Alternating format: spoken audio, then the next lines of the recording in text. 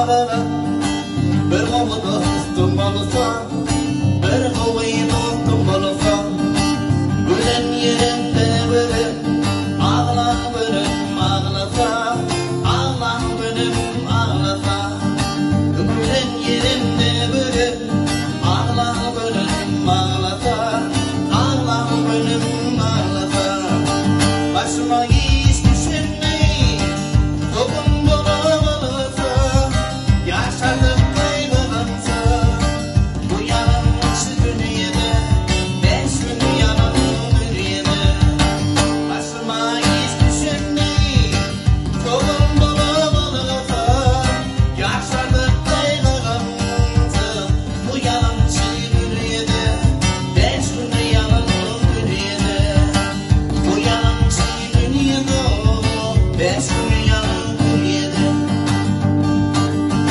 Aytam arda kalamay, Hudayna kalır mı? Allah'ına kalır mı? Bildirdin uçurdum, bir mahana olur mu? Bir mahana olur mu? Bugün de bildim, korkarlarım gelir mi? Kalbimden için bu yanlış dünyada, beş gün yalan dünyada.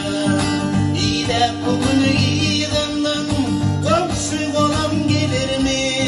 Silip yana koydum ben, bu yanlış dünyada, beş gün yalan dünyada.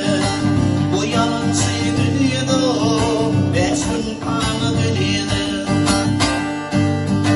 Aşık olup dünyada nice duran sürmedim, şunca duran sürmedim. Otuzun içinde vefalı dost görmedim, vefalı dost görmedim. Yine matam vazgeçtim, yaşlılıktan almadım.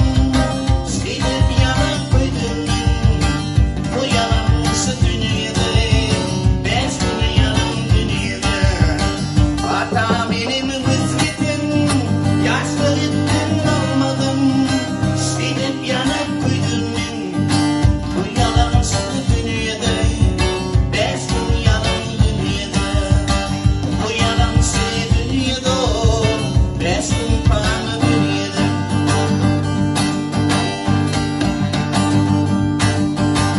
Allah'tan hediye, geçirimin günem olsa, geçirimin günem olsa, unutmam dinini, benim yüreğime kalsa, benim